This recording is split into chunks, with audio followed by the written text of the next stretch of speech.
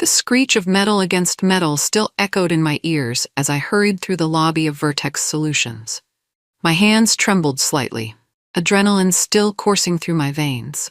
The car accident hadn't been serious, just a fender bender, but it had shaken me up. I'd called ahead to let them know I'd be 10 minutes late, but no one had answered. I stepped into the elevator, trying to steady my breathing. As director of client acquisition, I'd never been late before, not once in my 3 years at the company. My perfect attendance record was part of what had made me a rising star. That and the fact that I was about to close the biggest deal in company history with Millennium Corp. The elevator doors opened to the hushed atmosphere of our office floor.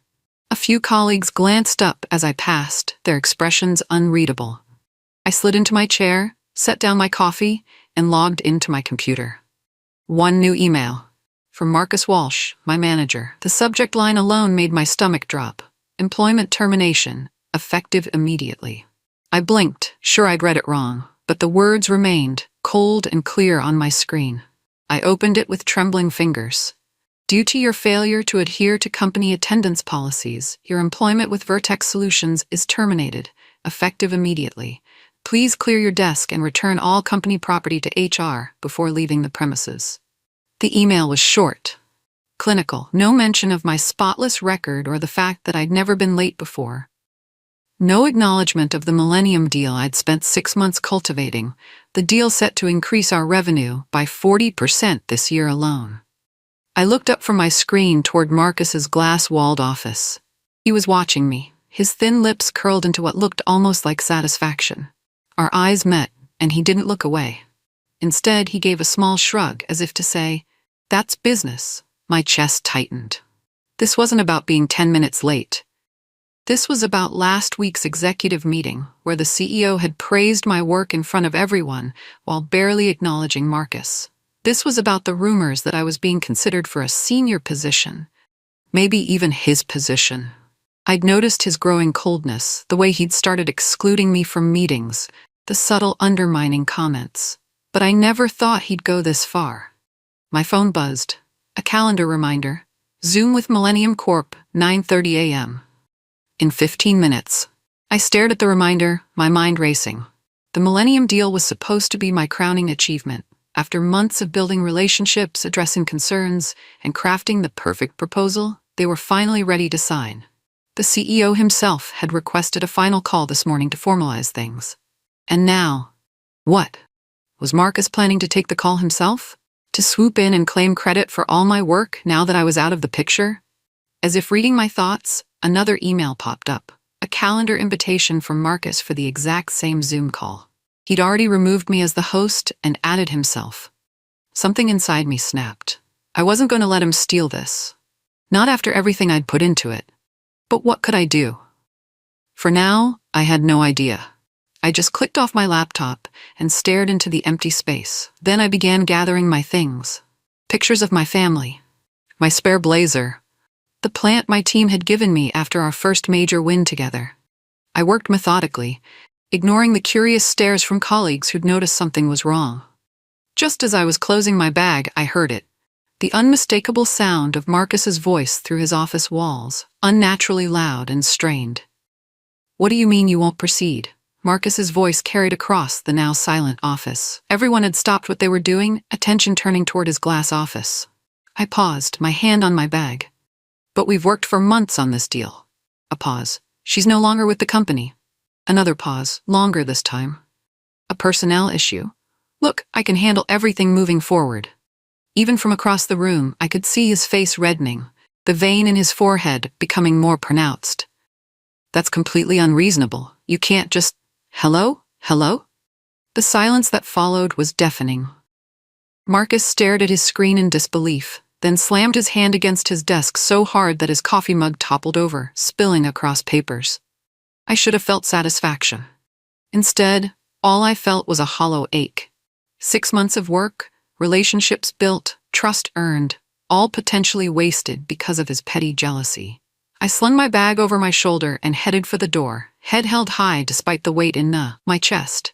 As I reached the elevator, I heard it, a scream of pure frustration echoing through the halls, following me as the doors closed. The lobby security guard gave me a sympathetic nod as I walked out clutching my box of belongings. Rough day, Miss Parker? You could say that, Eddie, I managed, forcing a smile. Outside, I stood on the sidewalk, suddenly directionless. 3 years of purpose, gone in an instant. I pulled out my phone, considering who to call. When it buzzed in my hand, James Chen.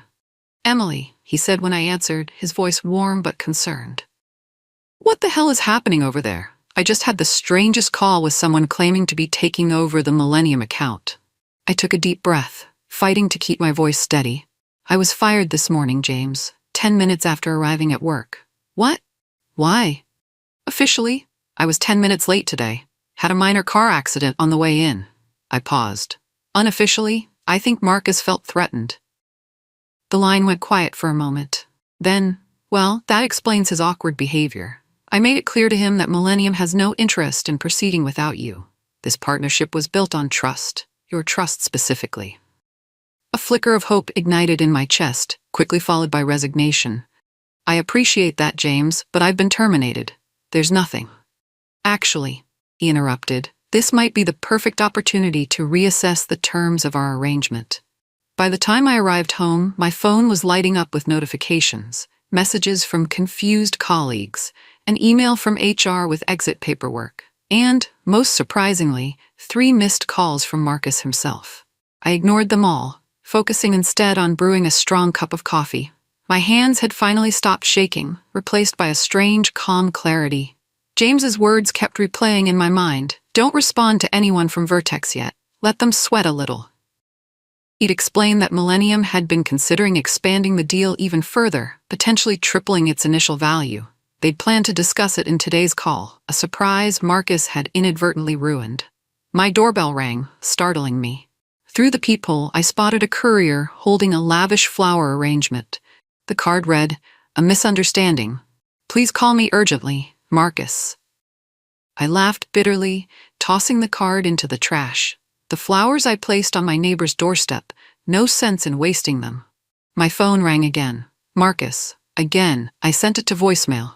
Then a text arrived, not from Marcus but from Diane Reynolds, one of the board members. Emily, I've just heard disturbing news. Would you be willing to meet discreetly? This situation isn't sitting right with many of us. This was unexpected. Diane had always been professional but distant. Diane suggested we meet at a small cafe 10 blocks from the office. When I arrived, she was already seated in a corner booth, looking remarkably out of place in her designer suit. Her silver hair was pulled back in its usual immaculate bun, but the creases around her eyes betrayed her concern. "Thank you for coming," she said, gesturing for me to sit. "I'll be direct. The board was expecting a champagne toast today, not a crisis." I remained silent, waiting. Marcus told us there was a temporary delay with Millennium. He claimed you had a family emergency. She raised an eyebrow. Then I received a call from Patricia in HR about an abrupt termination form she'd been asked to process. I placed Marcus's termination email on the table, sliding it toward her. "No family emergency, just this." She read it, her expression darkening. 10 minutes late? After a car accident? She shook her head. "This is absurd." "It gets worse," I said quietly. "Millennium won't move forward without me." James Chen made that clear to Marcus during their call. Diane's eyes widened slightly, the most emotion I'd ever seen from her. "How much do you know about today's board meeting agenda, Emily?" "Nothing. Why?" "Because we were supposed to announce the Millennium deal to our investors. It's already been factored into this quarter's projections." 2 days of silence followed. I maintained radio silence despite an escalating series of messages from Marcus. First apologetic, then offering a 15% raise, finally culminating in barely concealed panic. "You're putting the entire company at risk. People's jobs are at stake." I forwarded each message to Diane without comment. Meanwhile, I received constant updates from my former team. Marcus had called an emergency meeting, demanding they recreate my presentations and contact lists for Millennium. He tried, reaching James Chen repeatedly, only to be blocked by gatekeepers who mysteriously had no availability. On the 3rd morning, I received an email from Vertex's CEO, Robert Crawford, a man I'd spoken to perhaps twice in my entire time at the company. The subject line was simple: meeting request. The message was equally direct: Emily, it has come to my attention that there may have been a significant error in judgment regarding your employment. The board has called an emergency session today at 2 p.m. Your presence would be greatly appreciated. Car service will be provided. Attached was a non-disclosure agreement for the meeting. I forwarded it to James Chen with a single question mark. His response came within minutes. Perfect timing. Millennium's expanded offer is ready. Remember what we discussed? Know your worth. I signed the NDA and replied to Crawford, I'll be there. The boardroom felt colder than I remembered, its floor-to-ceiling windows offering a panoramic view of the city below. 12 pairs of eyes tracked me as I entered, expressions ranging from curiosity to concern. Marcus sat at the far end, his complexion ashen. CEO Robert Crawford stood. Emily, thank you for coming. Given the unusual circumstances, we felt a direct conversation was warranted. I took the empty seat, painfully aware that it was positioned directly across from Marcus. I'll be blunt, Crawford continued. We've received troubling information from Millennium. They're refusing to proceed with our partnership unless you're involved. His gaze shifted momentarily to Marcus. Can you explain what's happening? I placed a folder on the table, sliding it toward Crawford. This contains 3 things. First, the termination email I received for being 10 minutes late after a car accident. Second, documentation of the systematic exclusion and undermining I've experienced over the past month. And third, a statement from Millennium CEO James Chen explaining why they won't work with anyone else. The room grew deathly quiet as Crawford read through the pages, occasionally passing them to other board members. Finally, he looked up. Marcus, would you care to explain why you fired our top-performing director without consultation during the most important deal in our company's history? Marcus's explanation was a masterclass in corporate doublespeak. He cited ongoing performance concerns that somehow had never made it into my reviews. He claimed the termination was already in process, and my tardiness was simply the final incident. When he finished, Diane Reynolds removed her glasses slowly. Interesting, because I have here your performance assessments of Emily from the past year, all exemplary. She turned to me. Emily, what would it take for you to come back and salvage the Millennium situation? Before I could answer, Marcus interrupted. She can't just dictate terms after abandoning her responsibilities. I've already. Marcus. Crawford's voice cut through the room like ice. You've done enough. All eyes returned to me. I felt a curious calm settle over me as I laid out my conditions. First, I want a promotion to Executive Director of Client Partnerships, reporting directly to the CEO. Second, I want a compensation package that reflects my value to this company, specifically 20% of the Millennium deal's first-year revenue.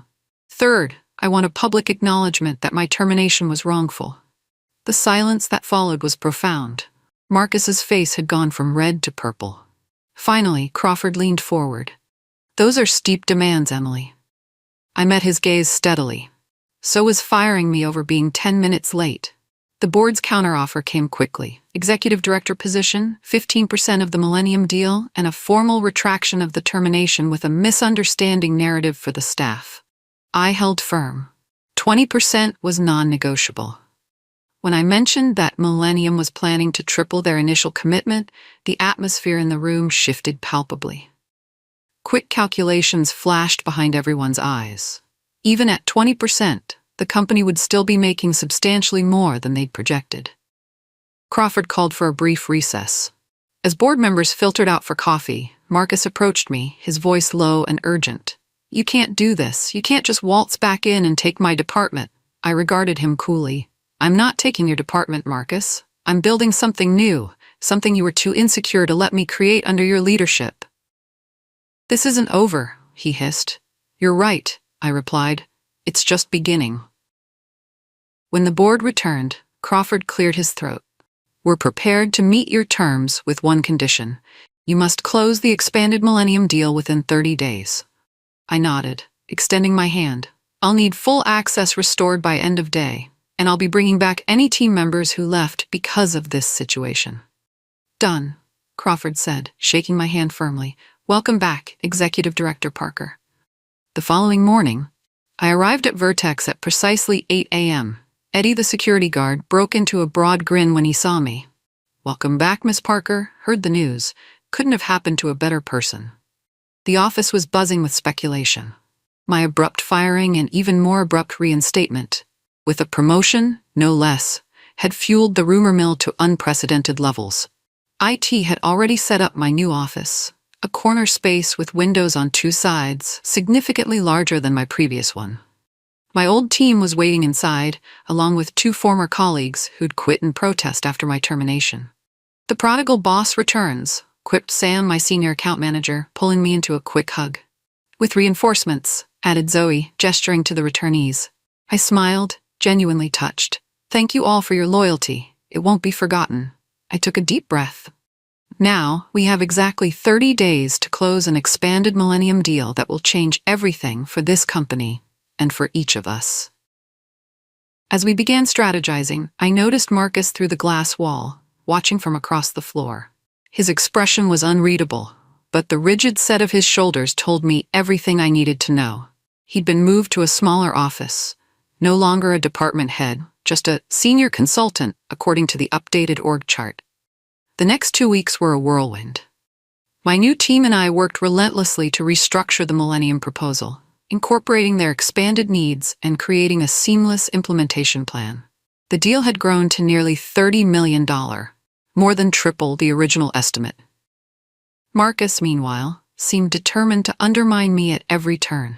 He accidentally scheduled conflicting meetings with key stakeholders. Important files mysteriously disappeared from shared drives. Team members reported uncomfortable conversations where he hinted my position was temporary. I documented everything meticulously, but chose not to escalate yet. I needed to focus on Millennium. On day 15, a breakthrough.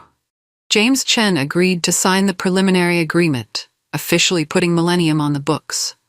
The entire office erupted in applause when the news broke, people stopping by my door with congratulations and relieved smiles. That afternoon, I received an email from Crawford. "Board dinner tomorrow night to celebrate the preliminary signing. Investors will be present. Business formal." As I was preparing to leave, I noticed Marcus lingering by the elevator, his expression calculating. When our eyes met, he smiled, a cold, deliberate smile that sent a shiver down my spine. Something was coming. I could feel it. The moment I walked into the restaurant's private dining room, I knew something was wrong. The atmosphere was tense, conversations unnaturally quiet. Crawford approached immediately, steering me toward a secluded corner. "There's been a development," he said, his voice low. "Marcus has made allegations of client theft. He claims you've been sharing proprietary Vertex information with Millennium to secure your position." My blood ran cold. "That's absurd." "I know," Crawford sighed, "but several board members are concerned. He's presented emails that appear to show you offering Vertex's client list to Millennium." "The emails are fabricated," I said immediately. "I've never—" "I believe you," Crawford interrupted, "but we need to address this head-on. He's planning to bring it up during dinner." I felt a surge of anger, followed by clarity. "Does Marcus know that all our emails are backed up to a secure server administered by a third party?" Crawford frowned. "I'm not sure. And is he aware that Millennium records all their communication with potential partners as part of their compliance protocol?" A slow smile spread across Crawford's face. "Probably not." I nodded. "Then I say, we let him present his evidence. It'll be the last time he undermines anyone at this company." Marcus waited until the main course was served before making his move. He stood, tapping his glass with a spoon to gain attention. "Before we celebrate prematurely," he began, his voice carrying across the now silent room, "there's a matter of serious concern the board should be aware of." I remained perfectly still as he outlined his accusations, presenting printed emails that supposedly showed me offering Vertex's client information to Millennium in exchange for securing the deal. When he finished, all eyes turned to me. I took a slow sip of water before responding. "Those emails are fabricated. I never wrote them." Marcus scoffed. "Of course you'd say that, but the evidence can be verified quite easily," I interrupted smoothly. "Vertex contracts with Secure Archive for email backup. Every message is time-stamped and authenticated, and Millennium, as many of you know, records all partnership communications for compliance." The color drained from Marcus's face. I turned to Crawford.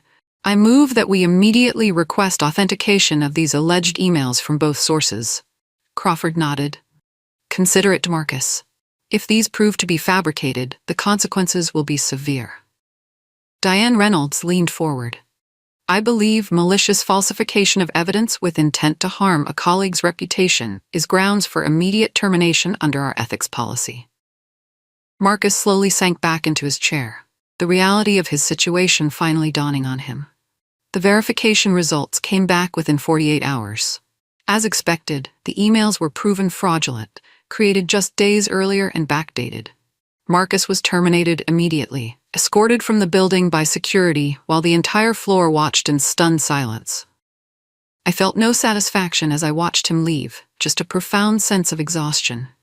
The pettiness, the jealousy, the wasted energy, all of it seemed so pointless now. With Marcus gone, the atmosphere at Vertex shifted dramatically. People spoke more freely, shared ideas more openly. Several employees confided that they'd been targets of his subtle sabotage for years, always too afraid to speak up. The expanded Millennium deal was finalized a week ahead of schedule. $32 million, the largest single contract in Vertex's history.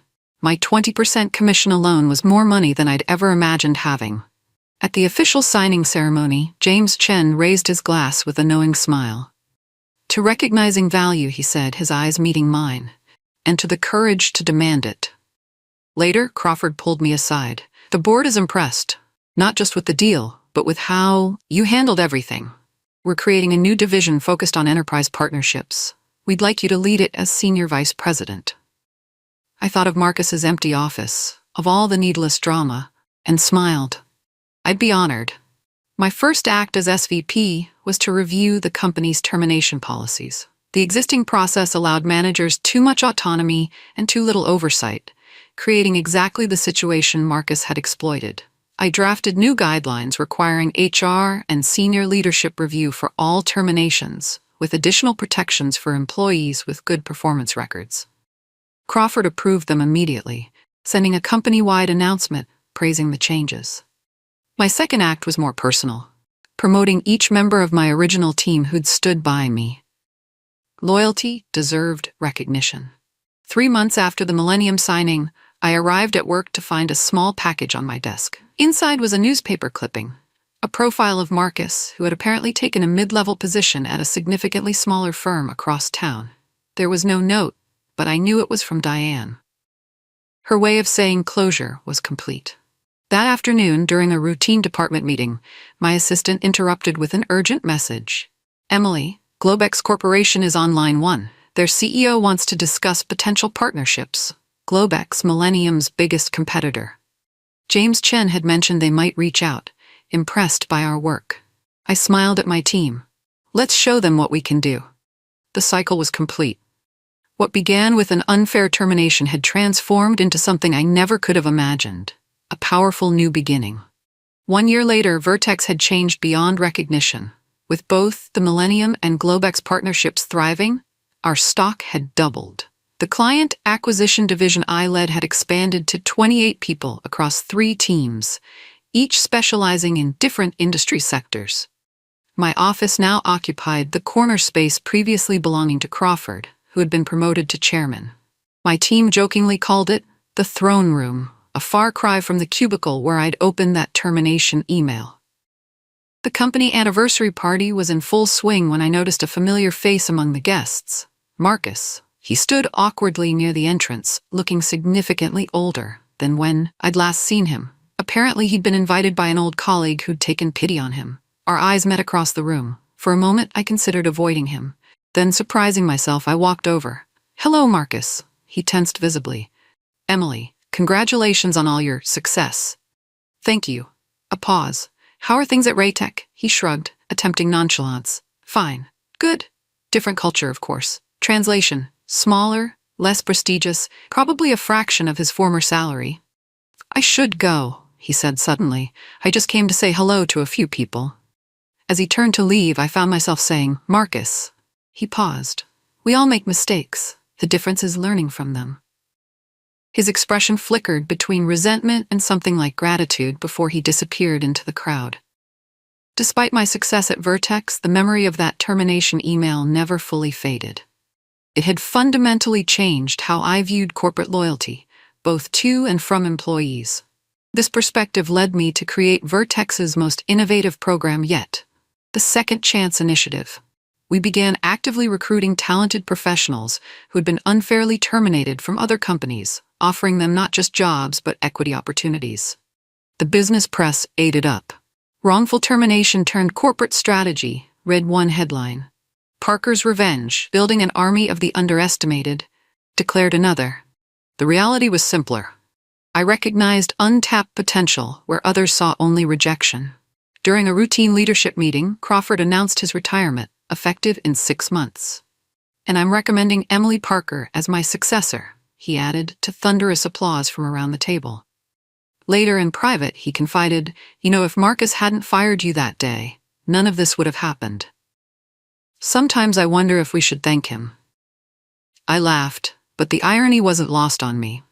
My greatest professional setback had ultimately paved the way for my greatest triumph. That evening, I received a LinkedIn request from James Chen. His message read, "Ready for a new challenge? Millennium is looking for a CEO. The offer from Millennium was extraordinary. Double my current compensation, plus significant equity. You transformed one company from the inside," James said over dinner. "Imagine what you could do if you were running the whole show from day one." I promised to consider it carefully, though part of me already knew my answer. Vertex had become more than just an employer. It was the place where I discovered my true potential and resilience. 2 days later, news of Millennium's interest leaked to the board. Panic ensued. Emergency meetings were called. Counteroffer proposals flew back and forth. I sat in my office, watching the sunset paint the skyline in hues of orange and pink, thinking about that terrible morning when I'd cleared my desk with trembling hands. About Marcus's smirk as he'd watched me pack my things. My assistant knocked softly. "The board is ready for you." 12 anxious faces greeted me as I entered the boardroom, the same room where not long ago I'd fought for my 20% commission. "Emily," Diane began, "we understand Millennium has made you an offer. Before you decide, we'd like to present our proposal." She slid a folder across the table. Inside was a single page outlining their offer. CEO of Vertex, effective immediately. My choice of successor for my current role, an ownership stake that would make me the company's second-largest shareholder. My first week as CEO was surreal. The corner office with its panoramic views, the executive assistant who anticipated my needs before I voiced them, the subtle shift in how people addressed me, a new deference in their tone. But the most powerful moment came when I signed my first executive order, a complete overhaul of the company's ethics and termination policies. Every employee would now have direct recourse to an independent ombudsman. Performance reviews would be transparent and multi-sourced. No one would ever experience what I had. James Chen sent champagne with a handwritten note. "Wasn't sure you'd pass on our offer, but admire your choice. Millennium's loss is Vertex's gain." I kept the note in my desk drawer as a reminder of choices and consequences. During my first company-wide address, I surveyed the hundreds of faces looking up at me from the atrium. So many careers, so many livelihoods dependent on the decisions I would make. "Vertex's future begins today," I said into the microphone, my voice steady and clear. "A future where talent is recognized, where ethics matter, where we lift each other up instead of tearing each other down." The applause was thunderous, echoing through the building like a wave. Later, walking back to my office, I passed the small cubicle where Marcus had ended up in his final days. Now it belonged to a bright young analyst on my former team. Everything comes full circle, I thought. 6 months into my tenure as CEO, Vertex's transformation was making headlines. Our stock had climbed another 40%. The Second Chance Initiative had brought in talent that revitalized multiple departments. We'd secured 3 more enterprise-level partnerships using the blueprint I'd created with Millennium. I had just finished reviewing quarterly projections when my assistant announced an unexpected visitor. Robert Crawford, my predecessor, now enjoying semi-retirement as chairman emeritus. "Emily," he greeted me warmly, settling into a chair across from my desk. "The place is flourishing under your leadership. The board couldn't be happier." We chatted about recent developments until he finally came to the point of his visit. "There's something I've never told you," he said, his expression turning serious. "The day Marcus fired you, I was actually planning to promote you to the executive team. He knew about it. I had foolishly mentioned it during a private lunch, thinking he'd be supportive." I sat back, processing this new information. So he deliberately moved to get rid of me before the promotion could happen. Crawford nodded grimly. "He saw the opportunity when you were late that morning and acted immediately. By the time I heard about it, the damage was done." He paused. "I've always regretted not moving faster to fix it." "Everything worked out in the end," I said softly. "Better than any of us could have imagined." "Indeed," he smiled. "Sometimes the wrong train takes you to the right station." The company gala marking my first anniversary as CEO was the social event of the season. Business publications covered it extensively, focusing on Vertex's remarkable turnaround and our innovative corporate culture. During my speech, I specifically honored the team that had stood by me during my brief exile, all now executives in their own right. Their loyalty had been the foundation of everything we'd built since. Near the end of the evening, a junior employee approached me hesitantly. "Miss Parker, I just wanted to thank you for the Second Chance program. Before Vertex, I was fired from my previous job for taking time off when my mother was ill. I never thought I'd get another opportunity in this industry." Her words touched me deeply. This, more than stock prices or favorable press, was the legacy I wanted to build. Later that night, scrolling through photos from the event, I paused on one that captured a candid moment. Me surrounded by my original team, all of us laughing at some forgotten joke. We looked happy, united, unstoppable. I remembered the crushing feeling of reading that termination email, the walk of shame as I'd carried my belongings through the office. How final it had seemed at the time. Now it felt like the first page of a much longer, much better story. I saved the photo as my new desktop background, a reminder of how quickly fortunes can change, for better or worse. 2 years to the day after my termination and subsequent return, I received a LinkedIn message that stopped me cold. Marcus Roberts had applied for a position at one of our subsidiary companies. Apparently, he'd been downsized from his last role during a merger and had been searching for steady employment ever since. The hiring manager had recognized his name and flagged it for my attention, unsure how to proceed. I sat for a long time, staring at his profile. The photos showed a man who had aged considerably in just 2 years. Deeper lines around his eyes, hair noticeably grayer. My first instinct was immediate rejection. After all he'd done, the humiliation, the sabotage, the falsified evidence, how could I possibly allow him back into our corporate ecosystem? But then I thought about the Second Chance Initiative and its core principle. Judging people on their potential, not their past mistakes. Would denying him be justified caution or petty revenge? I finally drafted a careful response. Forward his resume to HR for standard evaluation. If he meets the qualifications, he can be interviewed like any other candidate, but he is not eligible for any management role or position with direct reports. It was a compromise I could live with. Not forgiveness exactly, but not vengeance either. Sometimes the greatest power isn't in destroying your enemies, but in showing them a better way forward. 5 years after that fateful morning when a 10-minute delay changed the course of my career, I stood on stage accepting the Industry Leader of the Year award.